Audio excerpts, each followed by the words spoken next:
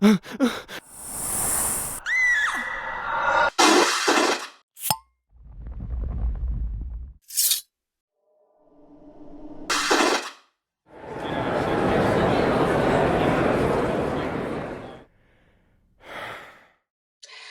and welcome to the Supernatural Fandom Track here at Continual. I'm your host, Gail C. Martin, and tonight we are talking about 1 Year Gone. It's coming up on the 1 year anniversary of the series finale, and a lot's happened since then. But before we dive into that, let's let our wonderful panelists introduce themselves, starting with Lynn.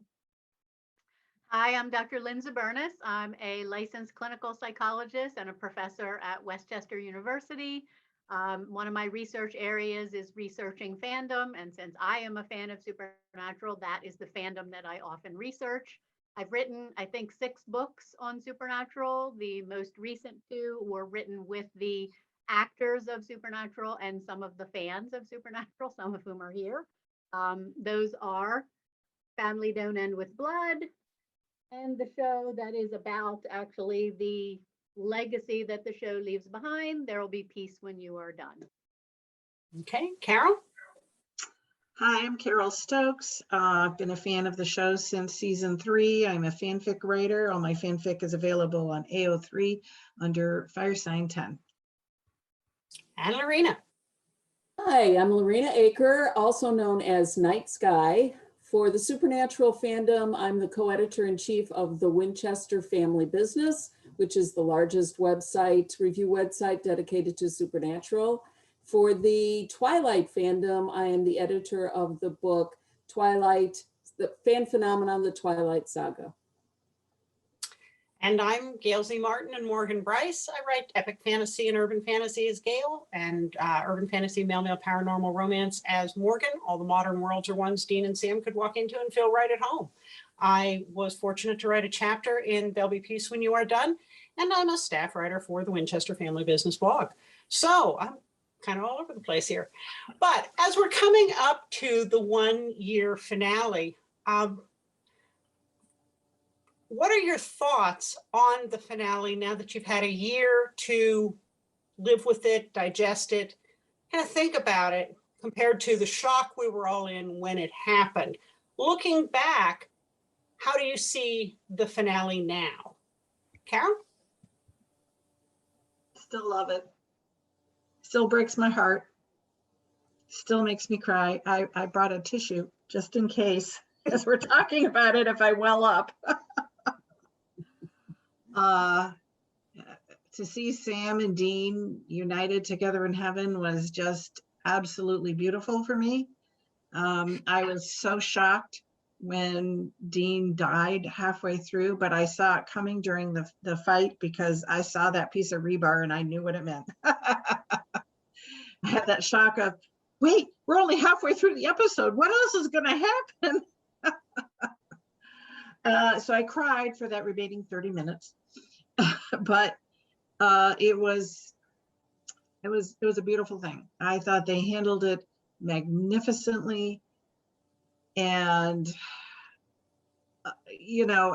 I guess I would have thought that going out together would have been my choice, but after seeing this, I'm like, that was even fine that we didn't. I just loved that moment on the bridge when Dean smiles and says, "Hey, Sammy," and everything is beautiful.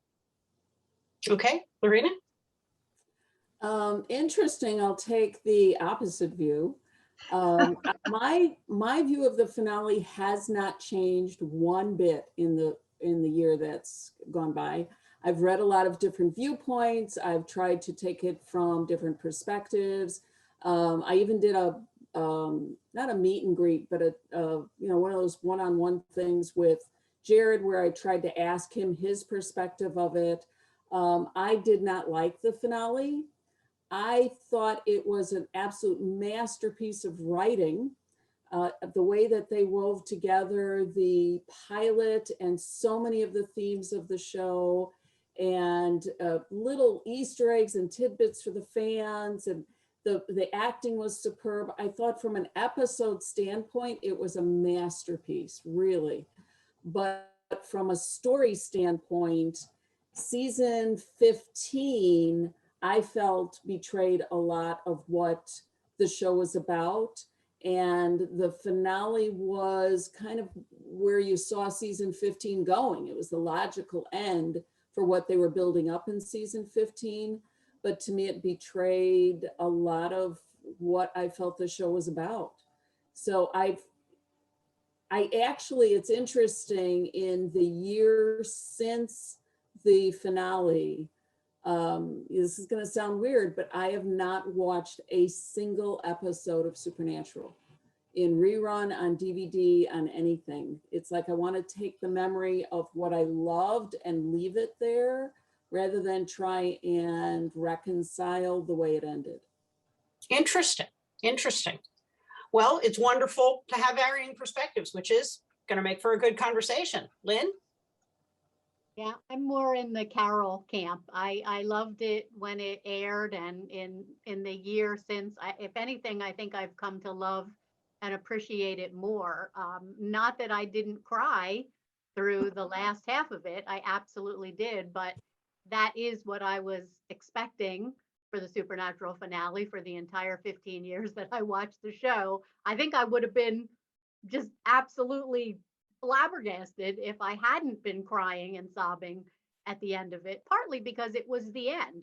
So no matter how it had ended, I would have been really sad because I didn't want it to end and I wasn't ready for it to end. But in all fairness, I don't know if I ever would have been ready for it to end. But I do love the finale. I love what it had to say about, I love the fact that we got to see them living their sort of normal, domestic, ordinary life for however long that was, long enough to have routines and to fall into it. I love that.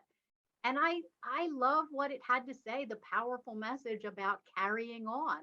That was the thing that the Winchesters struggled with throughout the entire series, not being able to go on without that other person who was so important to you. And it's such a universal struggle that we all have as humans, how to go on after losing someone, after an incredible, inconceivable loss like that. But Sam did it.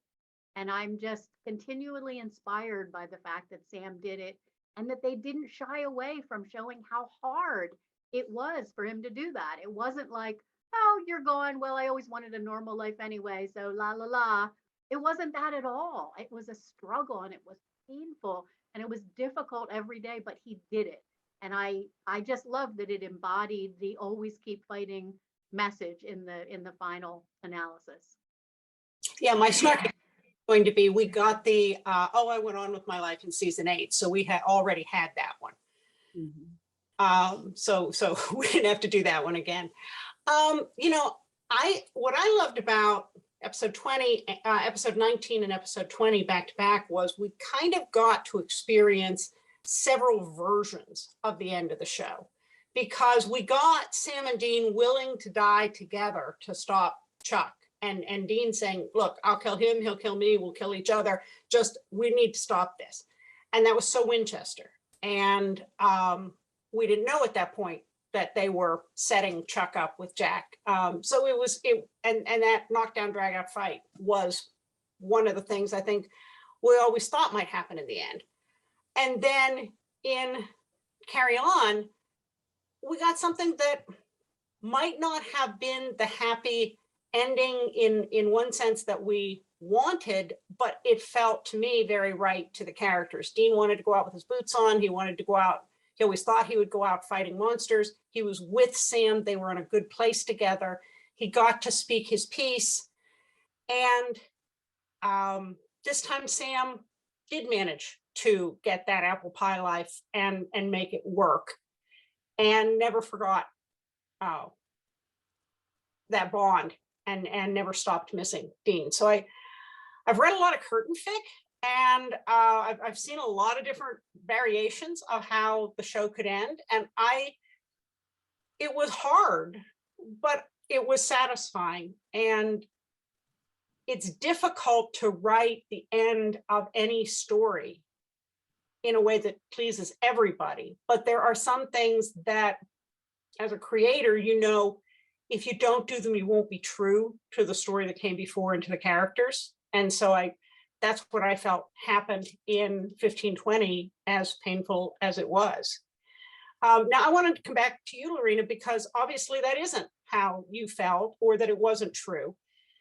And I'll give you that there were rough spots and uneven patches in season 15, as there have been in a lot of seasons. I'm doing 2 different season episode by episode rewatches, and you go through them and you go, that was a good one. Well, yeah, I think I'll skip that one the next time. You know, there's some duds in every season, but I'm really interested in your perspective, since it seems so different from what our experience was. The other three. Yeah. And it was interesting because I wanted to do this panel to actually test if after a year I would see it differently. You know, if after the shock of it, as you said, had worn off, after I had taken in everyone else's opinions, and they're really very far-reaching across a wide spectrum, you know, how much that would influence what I thought of it. If I separate season 15 from the finale, because in my mind, I really do, I have different objections to season 15 than I do to the finale. I wanted the happy ending. I thought that after all that the boys had been through, that they deserved peace when they were done fighting the monsters, not peace when they were done in heaven, because I believed that would happen anyway, no matter whether they won or lost. They would still be in heaven and live happily ever after in heaven. So that to me was a given. What I wanted was the happy ending on earth, that they won, the monsters lost. And I didn't get that. What I saw in the ending was the monsters won and Sam and Dean lost. Now, if they'd have stopped after 1519, when Sam and Dean drove into the sunset together after beating Chuck, would that have come closer to what would have made you happy as an ending? I think it would have. I mean, I went in my head canon when, you know, people would ask me, how do you want it to end? And, you know, as a writer on a review website, I had written out a lot of different scenarios of how I thought it might end. But I saw them closing the gates of heaven, closing the gates of hell, and having one freedom of choice, that free will for humanity on their terms. That they honestly did find a way to get rid of all of the monsters. And because they were almost at the end of vampires at one point in the series, you know, and well, with the British Men of Letters, and then that just kind of went away somewhere. So I did see that there were possible scenarios where they would defeat the monsters, defeat the angels, close up the gates of hell, and they won. There was peace when they were done. They won. But in my mind, they lost. Okay. So that was when I say it betrayed what I thought the show was doing. I was waiting for them to actually have won the battle. And instead the show went with the larger theme that, you know, monsters are part of their universe, and that defeating them was never a possibility. It was never an option. That the best they could come up with was winning free will by defeating God and replacing God. And I wanted the whole package, not just one little piece, but monsters kept going. So therefore hunters kept having to live the life. People had to keep dying, but it just wasn't Sam and Dean. So that's what I, you know, what my objection to it was. I thought it was very, very well done. I can't fault in any way the way it was done. I just didn't like the choice of the definition of winning or the definition of peace. That's an interesting perspective. I know I have read at least one fan fiction, curtain fic, where Chuck obviously didn't become the big bad, and he just says, okay, I'm leaving, I'm going home. Hell's shut, heaven's shut, no more angels, no more demons, no more monsters, we're taking them away. Have fun for the rest of your lives. Nice job. And then they do have the picket fence and the apple pie life, and there's no more hunting for anybody anymore because all the monsters are gone because Chuck took them away, which was an interesting ending. You know, not like there aren't enough hazards in the real world. Okay. Laurena. I think she needs that fic. You better send that to her. Pardon? You better send that to Laurena. I'll have to find it. I have read so many variations. But what do you guys think? I'm going to add something to what you said. I beg your pardon, Carol. No, go ahead. We're actually on the Winchester family business. We're actually running like an 18-part fanfic that one of our writers wrote. And the whole thing, you don't know how it's going to end till the very last paragraph. And then it gives a scenario of a completely different view of what happened with Chuck and Castiel and Jack. That's completely believable and totally works and meets all my needs. And I didn't write it. One of the other staff writers wrote it. Nate Winchester wrote it. That was like, when I read it, I'm like, yes, that was it. Okay, it's not apple pie. It wasn't so totally gooey that it betrayed all of the horror that was in Supernatural, but it was completely believable. So I think there were a lot of different possibilities of where they could have gone that weren't as dark as, I don't know, I don't want to say hopeless because as Lynn pointed out, Sam kept going, but as sad for humanity, I guess, would be the way I'd put it. Or, you know, Sam ended up carrying the burden of a regular human being, a regular person. And I wanted them to get a reward for all they had done. Mm-hmm. Yeah, the curtain fic tag on AO3 certainly exploded after 1520 as everybody chipped in with their headcanon and version. And there are many that are very plausible. I mean, some of them go way off the rails, but there are many that are just a little adjacent that change a few things, and it certainly could have gone that way. Right. What do you guys think? I originally almost pictured them ending up with Thelma and Louise ending, like driving the Impala off a cliff. So that didn't happen was already a plus in my book. I personally just feel that for one thing, it really illustrated for me so many times the boys have died, right? They've both died a gazillion times and been brought back because of various reasons and by various personas.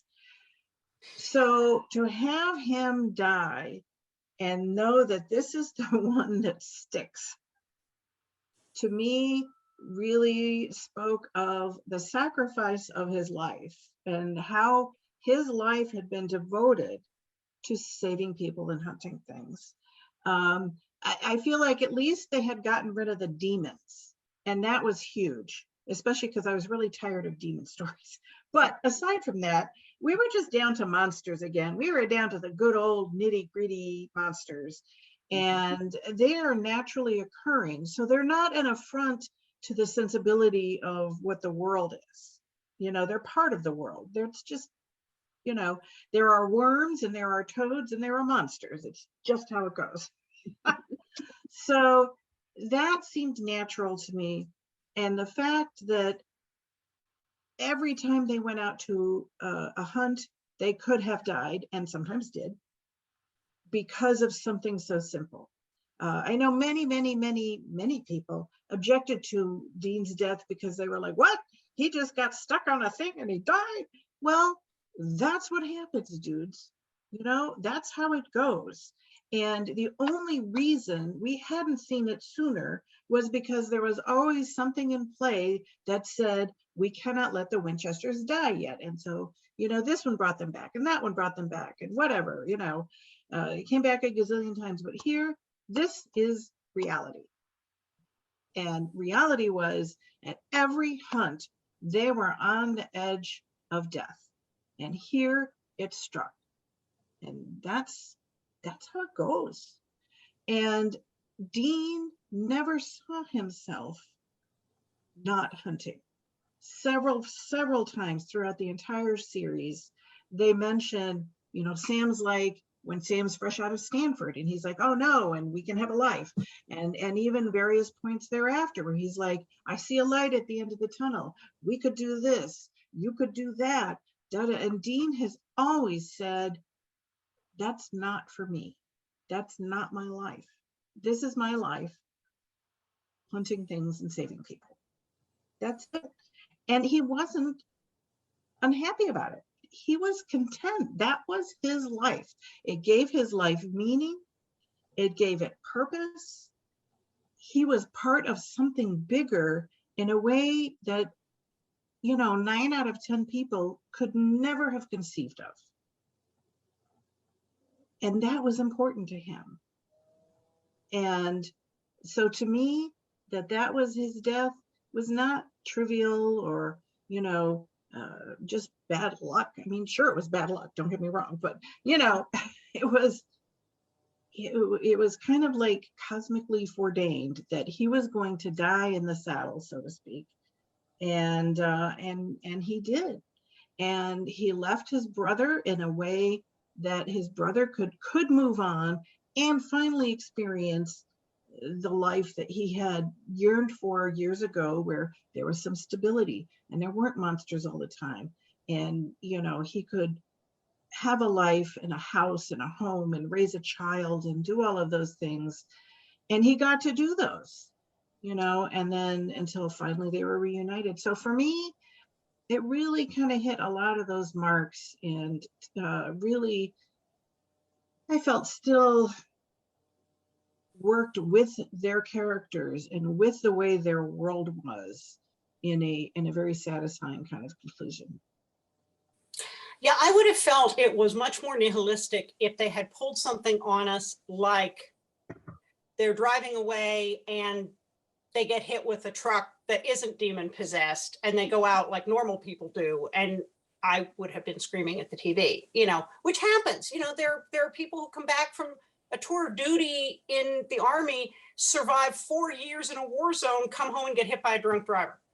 And unfortunately, that's real life. But I would have felt extremely cheated if they'd have given us one of those twist endings, or a Thelma and Louise off of, hey, let's go to the Grand Canyon. That would not have gone well. Lynn. I don't think that would have been either. I mean, one of the things that I like about the tragedy of the ending is that it really it raised the stakes back up to where they were when the show began. Like the show really evolved away from the gravity that it felt like when I watched it I'm doing a season on the opposite of Laurena. I've been doing a rewatch for this whole entire time, but we're slow. So we're only on season 2, but I am struck by the fact that, yeah, I know, don't laugh. We're busy people. We're halfway through season 2. But I'm struck by the fact that the stakes are so high in the early seasons. Like you're worried all the time that one of them is going to die. When Sam dies in the end of season 2, I remember thinking, oh my God, Sam is dead, like believing that they killed off one of the brothers. Holy crap. And that really got diluted over the years by constant being able to come back and cheating death in so many different ways. So I think it really restored sort of my understanding and impression of the heroism of the Winchesters to bring death back as an option, because it was a slap in the face reminder that this is what they've chosen to do. Like nobody's making them anymore. They could live in the bunker. They don't have to be hunting. They choose to be hunting because, as Carole said, it gives their life meaning, but they could die at any moment. And that was such a stark reminder of that. And that reminded me of just how heroic the Winchesters really are to choose to do that, to save other people and risk their lives all the time. And I felt like we needed that reminder as much as it was painful to have that reminder. I felt like I needed it to really be impressed with their heroism kind of all over again. I will say though that I do understand totally Lorena's feelings and what she's saying because, we all have a relationship with these fictional characters. We absolutely care about these fictional characters after all this investment. And I think if they had ended it with just what happened in the barn, or even with Sam dying, going on and then dying, and they hadn't had the heaven scene, I think I would have had a hard time with it. I really did need to hang on to some kind of a happy ending. So I felt like it, in an improbable way, the finale managed to be true to the horror roots of the show and what I expected and bring back that stark reminder of their heroism, but also weirdly give me a happy ending. And I guess I had never thought about, hey, maybe we'll see them in heaven. That never occurred to me. So that to me was a really nice, I was able to like savor that, like they're okay. They're okay. I do need them to be okay, just like Laurena needs them to be okay. But I was happy having them be okay on that other plane of existence. That was enough for me. Oh, that's interesting because I've always seen them together in heaven. That was a given. That wasn't even, they didn't even have to write that. I knew that that was going to happen. So that to me was well, of course they're going to get that. And I backed it up to the ending before that, which was what I was looking at. And your point about the heroism is really interesting because one of my objections was I thought that they cheapened the death and the heroics of the death by saying that Chuck had protected them for the prior X years, the 15 years, because he didn't want them to die. He wanted the story to go on. So none of their resurrections or near deaths where they escaped death were because of their being Greek heroes. It was because Chuck was choosing to manipulate them in that way. So as soon as Chuck was dead, they died. So he wasn't protecting them. They weren't as good of hunters as we had been led to believe for all these years, because as soon as Chuck wasn't pulling the strings, they died. Well, one of them died, So that there wasn't a time frame specifically given of how long were they doing their wash and how long were they in the bunker and how long had they been hunting after the Chuck and Jack transition. So in my mind, it was the next hunt. They went out, whatever it was, a week later, 2 weeks later. They never said 10 years later. They've survived all this time without Chuck. And then Dean, as Carole said, Dean meets his fate. So if they would have said they've done a phenomenal job for 10 years and this happened to be the bad one, that would have been better. But it was the very next hunt they showed. So to me, that was a problem. Yeah, I don't think that it really was the very next hunt. And I think it in one of the panels somewhere, Jared said that his headcanon was that there was about 5 years between the two. Right. First off, I'm hoping that's when J2 come back with the lost episodes and bring this show back to us. But there were clues. And the biggest clue for me was when Sam leaves the bunker for the final time, Miracle hobbles up the steps. Now, Miracle was a very bouncy young dog when they found him. And when I was watching that, I was thinking, why are they showing this poor dog struggling to go up the steps? And then I realized it's because Miracle's gotten old.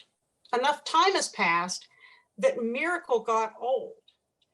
And that's where I said, oh, this isn't the next hunt. This time has passed enough for the dog to have trouble on the stairs. And I found that to be very hopeful, that they did have that time together.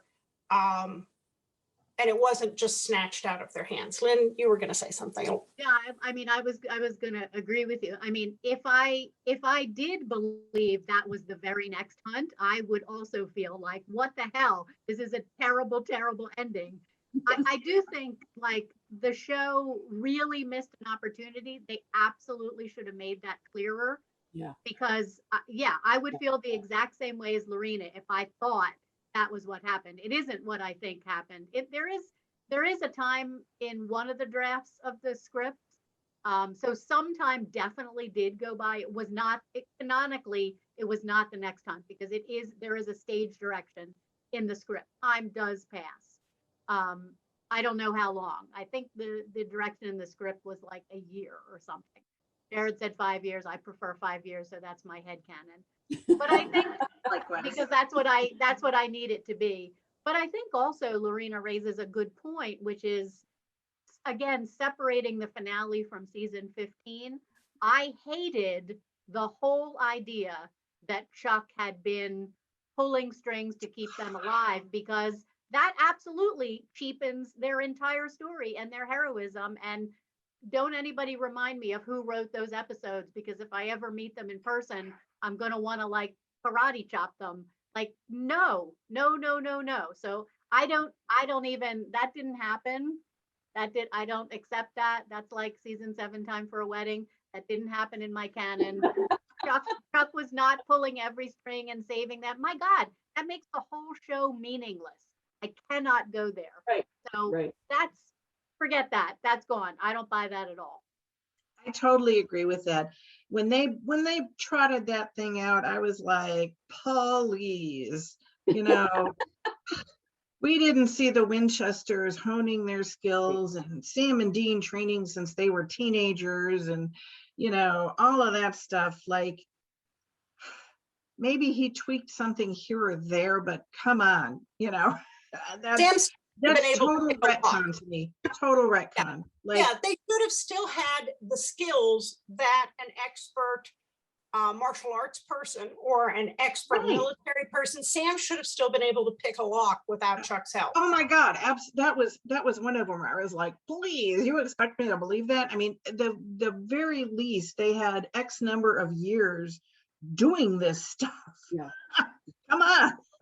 Yeah. I think it was just all part of that Forget retcon of, everything. Yeah. here's Chuck, manipulating everybody. And do I believe Chuck manipulated them? Of course. Do I believe he shaped their entire destiny? No.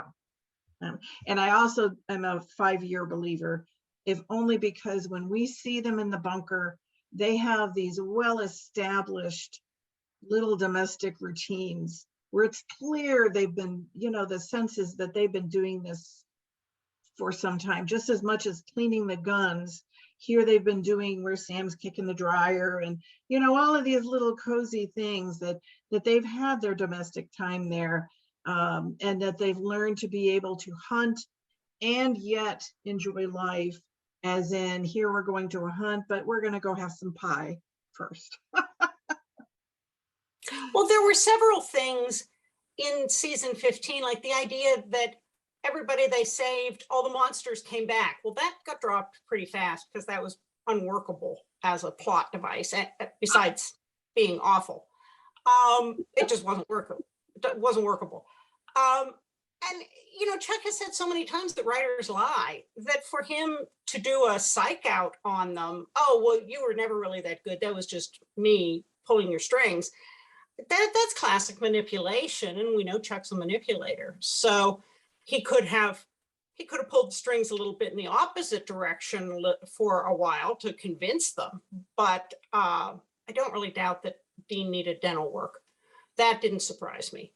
I mean, although they were always very good about flossing. It's true. We know they brushed their teeth and gargled. We saw that a number of times. But yeah, there was some unevenness, just like in most seasons there have been the "what were you smoking, or have you ever watched this show before" moment with a few episodes. Or as Al Cal said in a recent con, "Are you new here?" That was the last con. Yeah, that was very funny. Are you new here?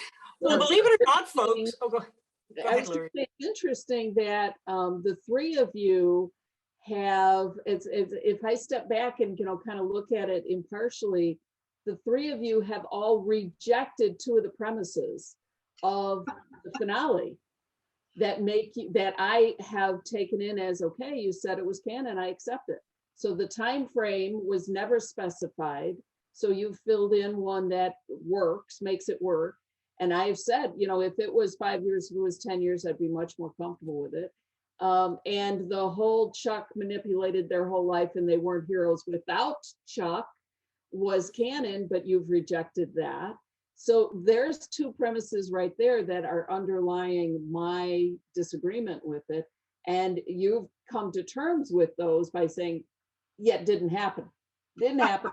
Therefore, if I throw those out and I, selectively pick what pieces of the season built up to that finale, or even the series, then I like the series ending. So I think we should be able to pick and choose the reality as much as some of the writers did. yeah. Yeah, that's Death of the feel like- author, baby. Death of the author.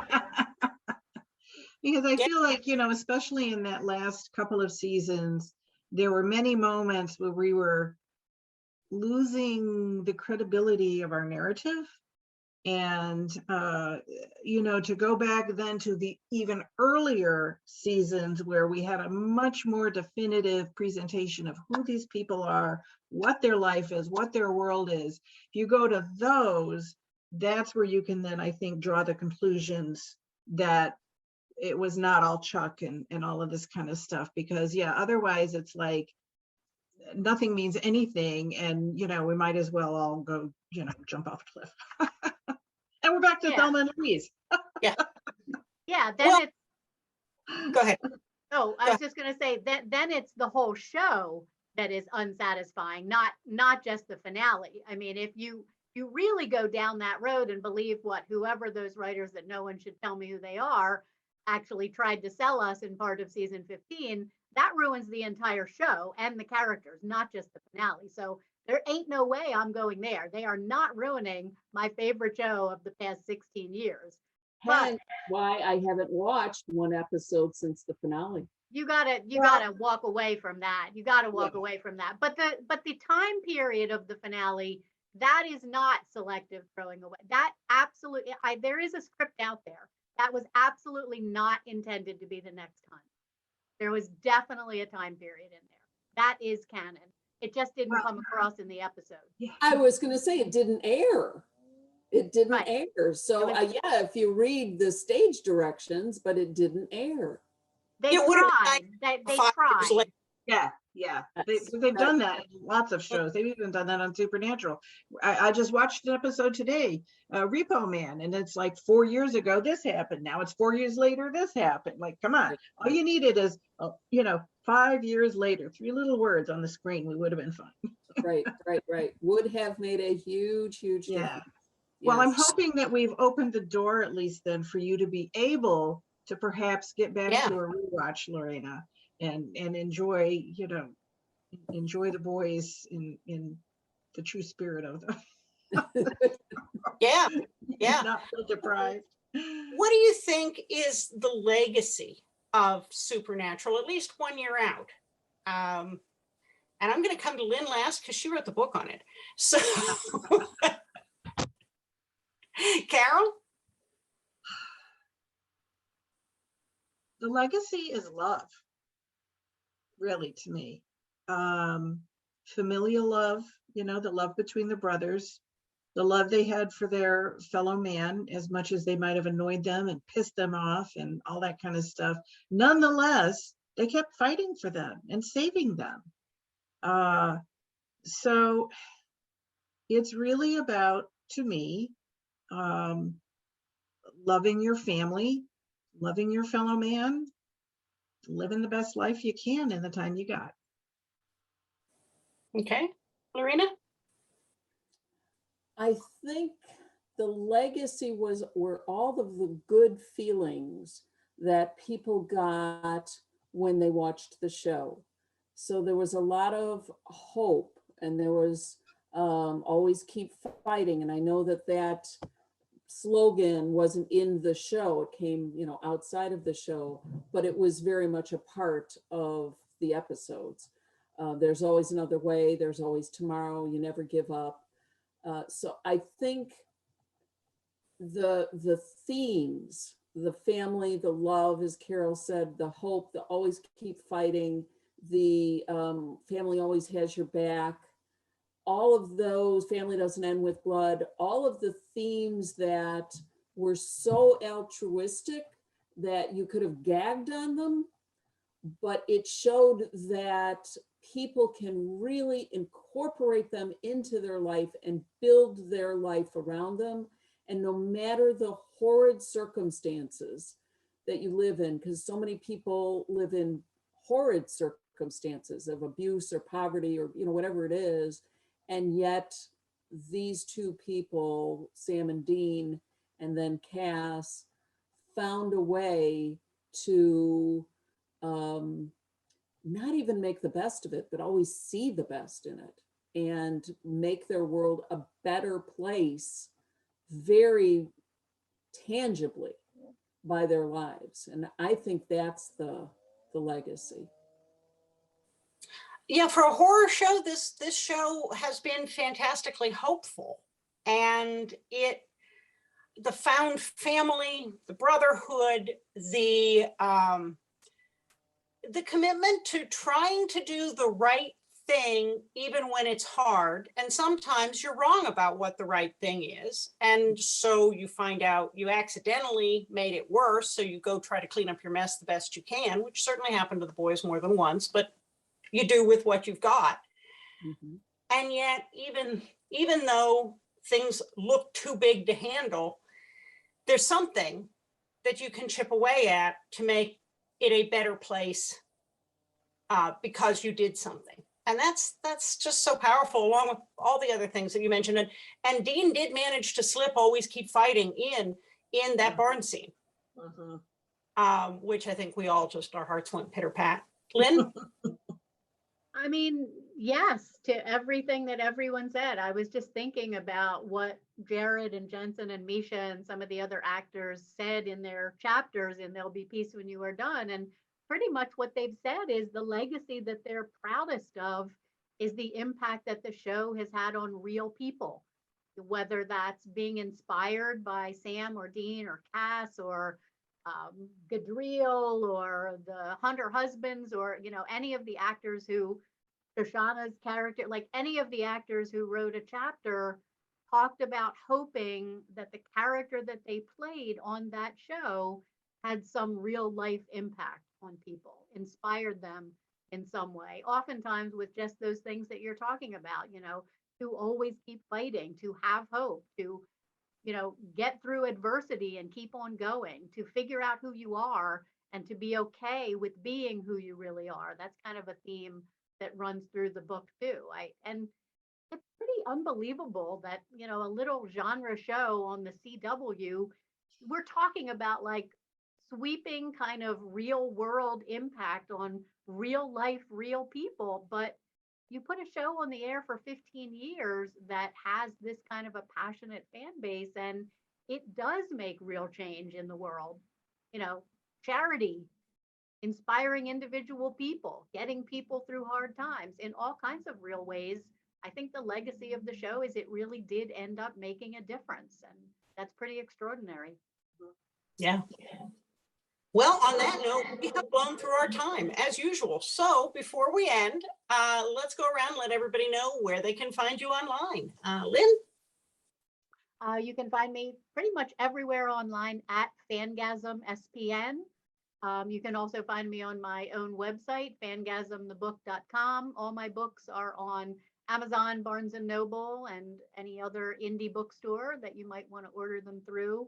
And you'll also see me writing a regular column for Psychology Today. All right, Carole? I'm here on Facebook and Continual, and I'm also on Twitter as true_firesign10. And I have all my fic on AO3 as well as a WordPress under Firesign10. Laurena? You can find my writing on the Winchester Family Business. That's thewinchesterfamilybusiness.com. You can find me in Family Don't End with Blood, the chapter in Lynn's book, and in Supernatural Politics, which just came out a couple months ago. On my Twilight side, you will find my book on Facebook at Fan Phenomenon Twilight, and in all social media, Laurena Aker or at LSAngel2, the number 2.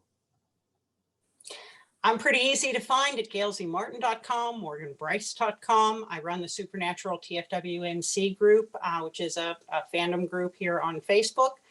And obviously I'm one of the con runners for Continual. I'm also a regular columnist for the Winchester Family Business. And I've got not only a few short fanfics out there, collaborating with fantastic artist Catherine, who does some terrific stuff, but also writing first episode seasonal reviews, and then Walker episode reviews. And I do have a chapter in There'll Be Peace When You Are Done. Well, folks, thank you so much for being here. This was an important conversation to have, and I love that we had varying viewpoints, and that makes it a much better conversation. So thank you for all of that and for spending your time with us tonight. And thanks to all of you for watching and listening. There'll be more Supernatural here on Continual, so we'll see you online.